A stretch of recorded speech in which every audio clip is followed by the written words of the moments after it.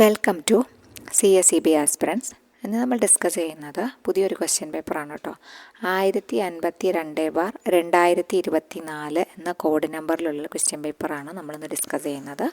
അപ്പോൾ നമ്മുടെ ചാനൽ ആദ്യമായിട്ട് കാണുന്ന കൂട്ടുകാർ ആരെങ്കിലും ഉണ്ടെങ്കിൽ ഒന്ന് സബ്സ്ക്രൈബ് ചെയ്ത് സപ്പോർട്ട് ചെയ്തേക്കണേ. ഓക്കെ, അപ്പോൾ ചോദ്യങ്ങളിലേക്ക് കടക്കാം. 41ാമത്തെ ചോദ്യം, മെക്ക ഓഫ് കോർപ്പറേഷൻ എന്നറിയപ്പെടുന്നത്. Mecca of cooperation. Option A Denmark, option B England, option C USA, option D Switzerland. Mecca of cooperation എന്നറിയപ്പെടുന്നത് ഏതാണ്? മെക്ക ഓഫ് കോർപ്പറേഷൻ ഇംഗ്ലണ്ടാണ് മെക്ക ഓഫ് കോർപ്പറേഷൻ എന്ന് അറിയപ്പെടുന്നത്. അടുത്തത്, who is the minister of Devaswom in Kerala? ദേവസ്വം മന്ത്രി ആരാണ് കേരളത്തിലെ? Kadannappally രാമചന്ദ്രനാണോ, AK ശശിധരനാണോ, K രാജനാണോ, VN വാസവനാണോ?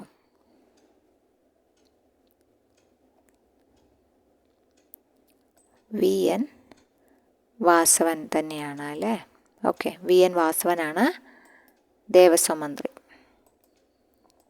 അപ്പോൾ നമുക്ക് മന്ത്രിസഭ നന്നായി പഠിച്ചിരിക്കണം കേട്ടോ. Minimum age required to contest for president of India. അതായത് പ്രസിഡൻറ്റ് തിരഞ്ഞെടുപ്പിനുള്ള മിനിമം ഏജ് എത്രയാണ്? പ്രസിഡൻ്റ് ആവാനുള്ള കുറച്ച് യോഗ്യതകളെ കുറിച്ച് പറയുന്നുണ്ട്. അപ്പോൾ അതെന്തൊക്കെയാണെന്ന് നോക്കാം. പ്രസിഡൻ്റ് ആവാനുള്ള യോഗ്യതകളെ കുറിച്ച് പറയുന്നത് ആർട്ടിക്കിൾ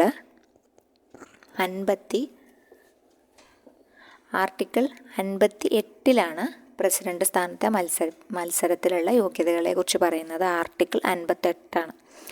ആർട്ടിക്കിൾ 52 ഇന്ത്യക്ക് ഒരു രാഷ്ട്രപതി ഉണ്ടാവണം എന്ന് പറഞ്ഞ് അനുശാസിക്കുന്ന അനുച്ഛേദം ഏതാണ്? ആർട്ടിക്കിൾ 52. ആർട്ടിക്കിൾ 52 പറയുന്നത് ഇന്ത്യക്ക് ഒരു രാഷ്ട്രപതി വേണം എന്ന് പറഞ്ഞു. രാഷ്ട്രത്തിൻ്റെ തലവൻ തന്നെയാണ് എന്ത്? രാഷ്ട്രപതി എന്നത്. ഇന്ത്യയുടെ പ്രഥമ പുരുഷൻ എന്നറിയപ്പെടുന്നത് രാഷ്ട്രപതിയാണ്. സർവ്വസൈന്യാധിപൻ എന്നറിയപ്പെടുന്നു. പിന്നെ പാർലമെൻറ്റിൻ്റെ അംഗമല്ല, പക്ഷേ പാർലമെൻറ്റിൻ്റെ അവിഭാജ്യ ഘടകമാണ് ആര്? രാഷ്ട്രപതി. രാഷ്ട്രപതി പാർലമെൻറ്റിൻ്റെ അംഗമല്ലെങ്കിലും പാർലമെൻറ്റിൻ്റെ സുപ്രധാനമായൊരു ഘടകമാണ് രാഷ്ട്രപതി എന്നത്. ഭരണഘടനയനുസരിച്ച് ഇന്ത്യൻ യൂണിയനിൻ്റെ എക്സിക്യൂട്ടീവ് അധികാരങ്ങളെല്ലാം ഉള്ളത് ആർക്കാണ്? രാഷ്ട്രപതിക്കാണ്. പക്ഷെ അങ്ങനെ നിയമത്തിലുള്ളെങ്കിലും പ്രധാനമന്ത്രിയുടെ നേതൃത്വത്തിലുള്ള ക്യാബിനറ്റിനാണ് എല്ലാ ഒരു അധികാരങ്ങളും ഉള്ളത് കേട്ടോ. അതൊന്ന് ഓർത്തിരിക്കാം. പിന്നെ പ്രസിഡന്റ് സ്ഥാനത്തേക്ക് മത്സരിക്കുന്നതിനുള്ള യോഗ്യതകളെ കുറിച്ച് പറയുന്നതാണ് 58. ഭാരത പൗരനായിരിക്കണം, ഇന്ത്യൻ സിറ്റിസൺ ആയിരിക്കണം, 35 വയസ്സ് പൂർത്തിയാക്കണം എന്ന് പറഞ്ഞിട്ടുണ്ട്. അപ്പോൾ ഇവിടെ ഉത്തരം ഏതാണ്? 35 വയസ്സാണ് ഇവിടെ ഉത്തരം. ലോക്സഭയിലേക്ക് തിരഞ്ഞെടുക്കപ്പെടുന്നതിനുള്ള എല്ലാ യോഗ്യതയും ഉള്ള ആളായിരിക്കണം എന്ത്? പ്രസിഡന്റ് സ്ഥാനത്തേക്കും മത്സരിക്കാൻ യോഗ്യത വേണം. കേന്ദ്ര സംസ്ഥാന ഗവൺമെൻറ്റുകളുടെ കീഴിൽ ആദായകരമായ പദവികൾ വഹിക്കുന്ന വ്യക്തിയാവരുതെന്ന് പറഞ്ഞിട്ടുണ്ട്. അതായത് കേന്ദ്ര ഗവൺമെൻറ്റിൻ്റെയോ സംസ്ഥാന ഗവൺമെൻറ്റിൻ്റെയോ വലിയൊരു പദവി വഹിക്കുന്ന ഉദ്യോഗസ്ഥനാവാൻ പാടില്ല. എന്നാൽ അധികാരത്തിലിരിക്കുന്ന ഒരു രാഷ്ട്രപതി, ഉപരാഷ്ട്രപതി, ഗവർണർമാർ, കേന്ദ്ര സംസ്ഥാന മന്ത്രിമാർ, പ്രധാനമന്ത്രി, മുഖ്യമന്ത്രിയൊക്കെ ഉൾപ്പെടെ അവർക്കെല്ലാം രാഷ്ട്രപതി തിരഞ്ഞെടുപ്പിൽ മത്സരിക്കാവുന്നതാണ്. ഉദ്യോഗസ്ഥനാവാൻ പാടില്ല എന്നുള്ളൂ. പക്ഷേ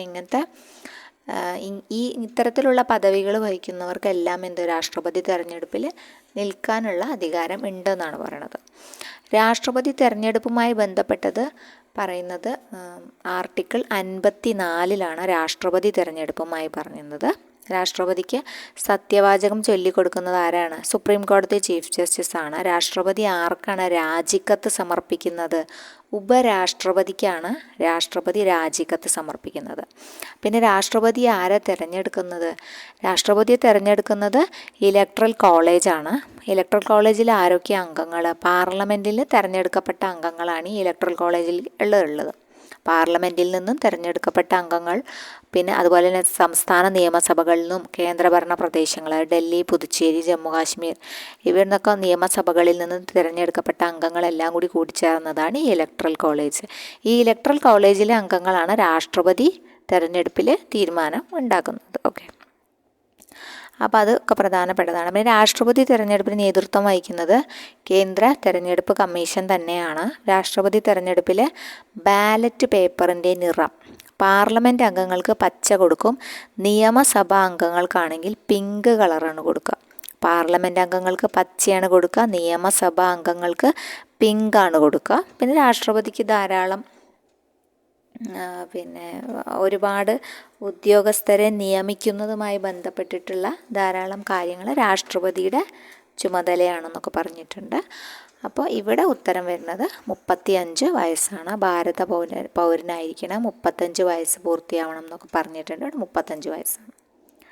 അടുത്തത് basic idea behind cooperation is self help and mutual help in society, unity for self development, unity for mutual development. ഏതാണ്? Self help and mutual help തന്നെയാണ് ഇവിടെ ഉത്തരമായിട്ട് വരിക അല്ലേ. അടുത്തത് ക്യാപിറ്റൽ ഓഫ് സിംബാബ്വേയുടെ ക്യാപിറ്റൽ ഏതാണെന്നാണ് ചോദ്യം. സിംബാബ്വേയുടെ ക്യാപിറ്റൽ ഏതാണ്? ഹരാരെ, അങ്ങനെ തന്നെയാണോ പ്രൊനൗൺസിയേഷൻ എന്നറിയില്ല. അതാണ് സിംബാബ്വേയുടെ ക്യാപിറ്റൽ കേട്ടോ. അടുത്തത് കറൻസി ഓഫ് അർജൻറ്റീനയുടെ കറൻസി എന്താണ്? ടാക്കയാണോ, ഡോളറാണോ, പെസോ ആണോ, ദിനാറാണോ? ധാക്ക ബംഗ്ലാദേശിലെ അല്ലേ. കറൻസി ഓഫ് അർജൻറ്റീന ഏതാ? പെസോ ആണ് കേട്ടോ. പെസോ. Argentina peso.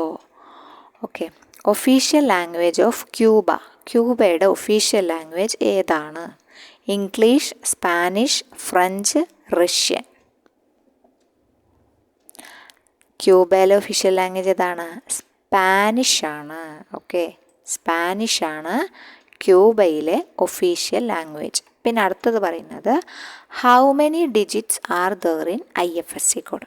IFSC കോഡിൽ എത്ര ഡിജിറ്റുകളാണുള്ളത്? എത്ര ഡിജിറ്റുകളാണ് IFSC കോഡിലുള്ളത്? 11 ഡിജിറ്റുകളാണ് IFSC കോഡിലുള്ളത്. അത് ഏതൊക്കെയാണ് IFSC കോഡിലുള്ള ഡിജിറ്റുകളുടെ എണ്ണം? 11 ഡിജിറ്റാന്ന് പറഞ്ഞു. IFSCയുടെ ഫുൾ നെയിം എന്താണ്? ഇന്ത്യൻ ഫിനാൻഷ്യൽ സിസ്റ്റം കോഡ് എന്നാണ് IFSC അറിയപ്പെടുന്നത്. ഓക്കെ. പിന്നെ ഇതെന്താണ്? ഇതൊരു ആൽഫ ന്യൂമറിക് കോഡാണ് അല്ലേ. ഇതൊരു ആൽഫ ന്യൂമറിക് കോഡാണ്. അതായത് ആൽഫ നമ്പറും ഉണ്ട്, ആൽഫ കോഡും ഉണ്ട്, ന്യൂമറിക് കോഡും ഉണ്ട്. രണ്ടും കൂടി കൂടിയതാണ്. അത് എന്തിനാണ്? Uniquely identifies bank branch participating in the NEFT RTGS system. അതായത് നെഫ്റ്റിലും RTGSലുമുള്ള ബാങ്കിൻ്റെ ബ്രാഞ്ച് പാർട്ടിസിപ്പേഷൻ അറിയാൻ വേണ്ടിയിട്ട് അവർക്കൊരു യുണീക്ക് നമ്പർ ഉണ്ടായിരിക്കും. അതാണ് IFSC എന്ന് പറഞ്ഞു കഴിഞ്ഞാൽ. IFSCക്ക് 11 ഡിജിറ്റാണെന്ന് പറഞ്ഞു. അപ്പോൾ ഈ ഡിജിറ്റിൻ്റെ ഓർഡർ എങ്ങനെയാണെന്ന് വെച്ചാൽ ആദ്യത്തെ 4 ഡിജിറ്റ് ആൽഫ കോഡാണ്. ആദ്യത്തെ 4 എണ്ണം ആൽഫ കോഡ്. അതെന്തിനെ സൂചിപ്പിക്കുന്നു? അത് ബാങ്കിനെയാണ് സൂചിപ്പിക്കുന്നത്. ആദ്യത്തെ 4 എണ്ണം ആൽഫ നമ്പറാണ്. അത് എന്തിനെ സൂചിപ്പിക്കുന്നു? ബാങ്കിനെ സൂചിപ്പിക്കുന്നു. പിന്നെ 5ാമത് വരുന്നത് 0 ആണ്, 0 വരുന്നത്. പിന്നെ ബാക്കി എത്ര എണ്ണം ഉണ്ട്? ബാക്കി 6 എണ്ണം ഉണ്ട് അല്ലേ. ആ ലാസ്റ്റ് 6 എണ്ണം ബ്രാഞ്ചിനെയാണ് സൂചിപ്പിക്കുന്നത്. അത് ന്യൂമറിക് ആണ്. അതാണ് ആൽഫ ന്യൂമറിക് എന്ന് പറയുന്നത്. തുടക്കത്തിലെ ആൽഫ, പിന്നെ ഒരു 0, 4 എണ്ണം ആൽഫ, അത് ബാങ്കാണ്. അത് കഴിഞ്ഞ് 0, പിന്നെ അത് കഴിഞ്ഞ് ലാസ്റ്റ് 6 എണ്ണം ബ്രാഞ്ച്, പിന്നെ അത് ന്യൂമറിക് ആണെന്ന് ആലോചിക്കാം. അതാണ് ഇതിൻ്റെ ഒരു ഘടന പറയുന്നത് കേട്ടോ. ഇനി അടുത്തത് പറയുന്നത് ATM സ്റ്റാൻഡ്സ് ഫോർ. ATM എന്താ? ഓട്ടോമാറ്റഡ് ടെല്ലർ മെഷീൻ ആണെന്ത്? ATM. അപ്പോൾ ATMമായി ബന്ധപ്പെട്ട എന്തെല്ലാം കാര്യങ്ങൾ നിങ്ങൾക്കറിയാമെന്ന് ജസ്റ്റ് ഒന്ന് നോക്കാം. എന്തൊക്കെയാണ് ATMുമായി ബന്ധപ്പെട്ട് അറിയുക? ATM ആദ്യമായിട്ട് തുടങ്ങിയത് എവിടെയാണെന്നൊക്കെ നോക്കാം. അപ്പോൾ ATM എന്ന് വെച്ചാൽ ഓട്ടോമാറ്റഡ് ടെല്ലർ മെഷീനാണ്. ഓക്കെ. പിന്നെ ഈ ATM ഇപ്പോൾ കൺട്രോൾ ചെയ്യുന്നത് ആരുടെ വെച്ചാൽ NPCAയുടെ നേതൃത്വത്തിലാണ് ATMs ഒക്കെ. അതായത് NFS ആണെന്ന് പറയാം. NFS നാഷണൽ ഫിനാൻഷ്യൽ സ്വിച്ച് എന്ന ഒരു സിസ്റ്റത്തിലൂടെയാണ് ആണ് ആര് കൺട്രോൾ ചെയ്യുന്നത്? നമ്മുടെ NPCA national payment corporation of India control ചെയ്യുന്നത്. ഇതൊരു ഓട്ടോമാറ്റഡ് ക്യാഷ് ഡിസ്പെൻസറാണ് അല്ലെ. ATM എന്ന് പറഞ്ഞു കഴിഞ്ഞാൽ ഒരു കമ്പ്യൂട്ടറൈസ്ഡ് ഡിവൈസ് ആണെന്ന് പറഞ്ഞു. എന്തൊക്കെ സർവീസസ് ആണ് ATM പ്രൊവൈഡ് ചെയ്യുന്നത് നോക്കാം. ATM എന്തൊക്കെ സർവീസസാണ് പ്രൊവൈഡ് ചെയ്യുന്നത്? ക്യാഷ് വിഡ്രോവൽ ഉണ്ട് അല്ലേ, ക്യാഷ് വിഡ്രോവൽ നടത്താറുണ്ട്. പിന്നെ ബാലൻസ് എൻക്വയറി നടത്താറുണ്ട്. ബാലൻസ് എൻക്വയറിക്ക് നമുക്ക് ATMനെ സമീപിക്കാവുന്നതാണ്. പിന്നെ അതുപോലെ തന്നെ സ്റ്റേറ്റ്മെൻറ്റ് എൻക്വയറി, മിനി സ്റ്റേറ്റ്മെൻറ്റ്സ് ഒക്കെ നമുക്ക് കിട്ടാനും ഈ പറഞ്ഞ പോലെ ATMനെ സമീപിക്കാം.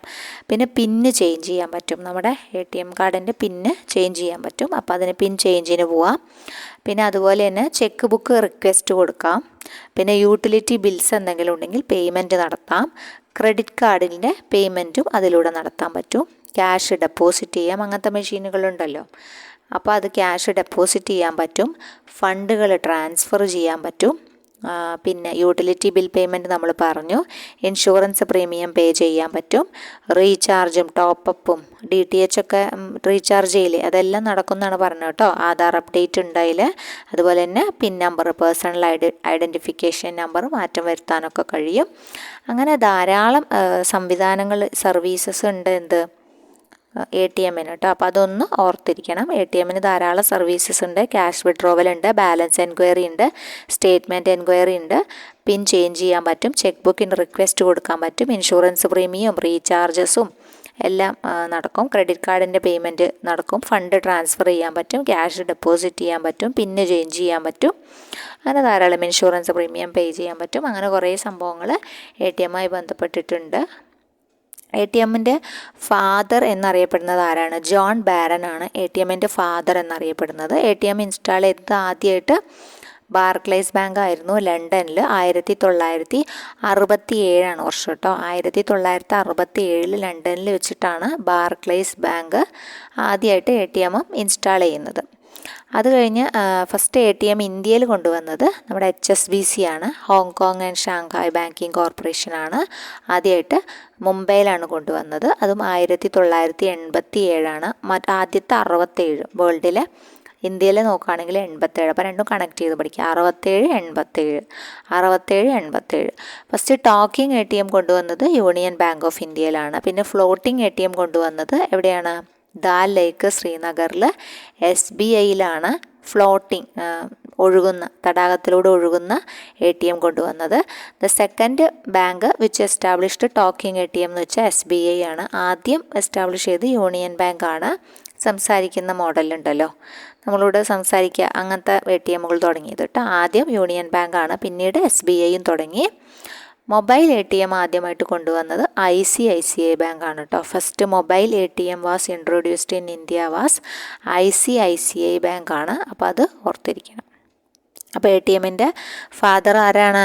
ജോൺ ബാരൻ ആണ്. ATM ഫസ്റ്റ് ഇൻസ്റ്റാൾ ചെയ്തത് എവിടെയാണ്? ബാർക്ലേസ് ബാങ്ക് ആണ്. വർഷം പറയൂ? 1967 ലണ്ടനിൽ. പിന്നെ ഫസ്റ്റ് ATM ഇന്ത്യയിൽ എങ്ങനെയാണ്? വർഷം പറയൂ? 1987. അവിടെ പറഞ്ഞില്ലേ 67, ഇവിടെ 87. മുംബൈയിലാണ് ആസ്ഥാനം. HSBC ആണ് ആദ്യമായിട്ട് തുടങ്ങിയത്. ടോക്കിംഗ് ATM ആദ്യമായിട്ട് കൊണ്ടുവന്നത് യൂണിയൻ ബാങ്ക് ആണ്. രണ്ടാമത് കൊണ്ടുവന്നത് സെക്കൻഡ് ബാങ്ക് ആരാ? SBI ആണ്. ഫ്ലോട്ടിംഗ് ATM ആദ്യം കൊണ്ടുവന്നത് SBI ആണ്. ശ്രീനഗറിൽ ദാൽ തടാകത്തിലാണ് അത് വന്നത്. പിന്നെ ഫസ്റ്റ് മൊബൈൽ ATM ആദ്യമായിട്ട് തുടങ്ങിയത് ആരാണ്? ICICI ബാങ്കാണ്. പിന്നെ ATMനെ കുറിച്ച് പറയുകയാണെങ്കിൽ വൈറ്റ് ലേബൽ ATM, ബയോമെട്രിക് അറിയാലോ, ഇല്ലിട്രേറ്റ് കസ്റ്റമേഴ്സിനുള്ളതാണ് ബയോമെട്രിക്. അവരുടെ ഫിംഗർ പ്രിൻറ്റ് അല്ലെങ്കിൽ ഐയുടെ റെറ്റിന അതൊക്കെ സ്കാൻ ചെയ്തിട്ടാണ് പിന്നാക്കി വെക്കുക, അങ്ങനത്തെ സംഭവങ്ങളാണ്. അതാണ് ബയോമെട്രിക് എന്ന് പറയുന്നത്. ബയോമെട്രിക് ആദ്യമായിട്ട് സ്റ്റാർട്ട് ചെയ്തത് ICICI ബാങ്കാണ് കേട്ടോ. പ്രൈവറ്റ് സെക്ടറിലാണ്, പക്ഷേ ICICI ബാങ്കാണ് ഇന്ത്യയിൽ ആദ്യമായിട്ട് സ്റ്റാർട്ട് ചെയ്യുന്നത്. പിന്നെ പബ്ലിക് സെക്ടറിൽ ആന്ധ്ര ബാങ്കാണ് കേട്ടോ. പബ്ലിക് സെക്ടറിൽ തുടങ്ങുന്നത് ആന്ധ്ര ബാങ്കാണെന്ന് ഓർത്തിരിക്കുക. അപ്പോൾ അതാണ് ബയോമെട്രിക് ATMൻ്റെ പ്രത്യേകത.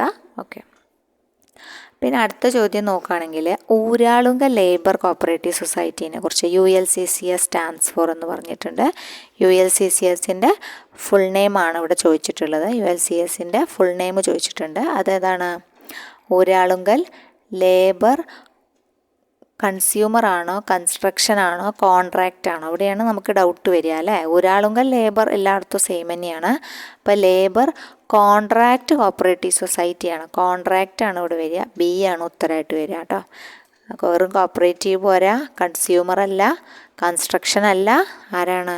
Uralungal labour contract cooperative society എന്നാണ് അവർ അറിയപ്പെടുന്നത്. അപ്പോൾ അതിൻ്റെ വർഷം നോക്കുകയാണെങ്കിൽ Uralungal labour contract cooperative society എന്നാണ്? 13 ഫെബ്രുവരി 1925 കേട്ടോ. 13 ഫെബ്രുവരി 1925 13 ഫെബ്രുവരി 1925 ഊരാളുങ്കൽ ലേബർ കോൺട്രാക്റ്റ് സൊസൈറ്റി രൂപം കൊള്ളുന്നത് കേട്ടോ. അപ്പോൾ ഈ ഒരു ലേബർ കോൺട്രാക്റ്റ് കോപ്പറേറ്റീവ് സൊസൈറ്റിയുടെ ശരിക്കും ബർത്ത് പ്ലേസ് എന്ന് പറയുന്നത് എവിടെയാണ്? ഇറ്റലിയിലാണ് പറയുന്നത്. ഇറ്റലിയിലാണ് ലേബർ കോൺട്രാക്റ്റ് കോപ്പറേറ്റീവ് സൊസൈറ്റീസിൻ്റെ ബർത്ത് പ്ലേസ് ആയിട്ട് അറിയപ്പെടുന്നത്. ഈ ഒരു ബ്രേസ് ഹിനാറ്റി എന്നൊക്കെ പറഞ്ഞിട്ട് ലേബർ കോൺട്രാക്റ്റ് സൊസൈറ്റീസ് ഇറ്റലിയിൽ ആ സമയത്ത് ഉണ്ടായിരുന്നു, വളരെ തുടക്കകാലത്തിൽ കേട്ടോ. അപ്പോൾ നമ്മുടെ first labour contract cooperative society Kerala തന്നെയാണ്, നമ്മുടെ ഊരാളുങ്കൽ ലേബർ കോൺട്രാക്റ്റ് സൊസൈറ്റി. അതിന് മുമ്പേ ലേബർ കോൺട്രാക്റ്റ് സൊസൈറ്റീസ് ഒന്നും അങ്ങനെ ഉണ്ടായിരുന്നില്ല. ഓക്കെ. പിന്നെ ലേബർ കോൺട്രാക്റ്റ് കോപ്പറേറ്റീവ് സൊസൈറ്റീസിനെ കുറിച്ച് റൂളിൽ മെൻഷൻ ചെയ്യുന്നുണ്ട് കേട്ടോ. 15 റൂൾ 15 പറയുന്നുണ്ട്. സബ്സെക്ഷൻ 9 അങ്ങനെ ലേബർ കോൺട്രാക്റ്റ് കോപ്പറേറ്റീവ് സൊസൈറ്റീസിന് പറയുന്നത്. നമ്മുടെ കേരളത്തിൽ വർക്ക് ചെയ്യുന്ന ടയർ എന്ന് പറഞ്ഞാൽ 2 ടയർ തന്നെയാണ്, പ്രൈമറിയും പിന്നെ അതുപോലെ തന്നെ അതിൻ്റെ ഒരു അപ്പെക്സ് ഉണ്ട്, അതുമാത്രമാണ് വർക്ക് ചെയ്യുന്നത്. അപ്പോൾ 2 ടയർ ആയിട്ടാണ് നമുക്കിപ്പോൾ വർക്ക് ചെയ്യുന്നത് Uralungal labour contract cooperative society.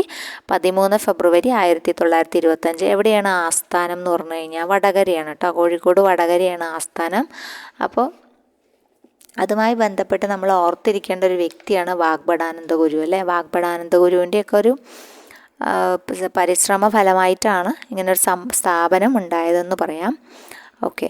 അപ്പോൾ അത് വളരെ ഇമ്പോർട്ടൻ്റ് ആണ്. പിന്നെ വേൾഡിൽ തന്നെ വളരെ ഏഷ്യയിൽ തന്നെ വേൾഡിൽ സെക്കൻഡ് ലാർജസ്റ്റ് ആണ്. ഏഷ്യയിൽ ലാർജസ്റ്റ് ലേബർ കോൺട്രാക്റ്റ് കോപ്പറേറ്റീവ് സൊസൈറ്റിയാണ് ULCS. ഇപ്പോൾ ULCS ഒരു വളരെ, അതുപോലെ ICL മെമ്പർഷിപ്പ് കിട്ടിയതാണ്. 2019 ICL മെമ്പർഷിപ്പ് കിട്ടുന്നത്. വളരെ മികച്ച ഒരു പ്രകടനം കാഴ്ചവെക്കുന്ന ഒരു ലേബർ കോൺട്രാക്റ്റ് സൊസൈറ്റി തന്നെയാണ് എന്ത് ULCS എന്ന് പറഞ്ഞത് കേട്ടോ. അപ്പോൾ അത് വളരെ ഇമ്പോർട്ടൻ്റ് ആണ്. അപ്പോൾ അതുമായി ബന്ധപ്പെട്ട കാര്യങ്ങൾ നിങ്ങൾ കറക്റ്റായിട്ട് നോക്കിയിരിക്കണം. ഓക്കെ. അപ്പോൾ ഇതാണ് നമ്മുടെ 10 ക്വസ്റ്റ്യൻസ് കേട്ടോ. അടുത്ത 10 ക്വസ്റ്റ്യൻസ് നമുക്ക് അടുത്ത വീഡിയോയിൽ കാണാം കേട്ടോ. Thank you.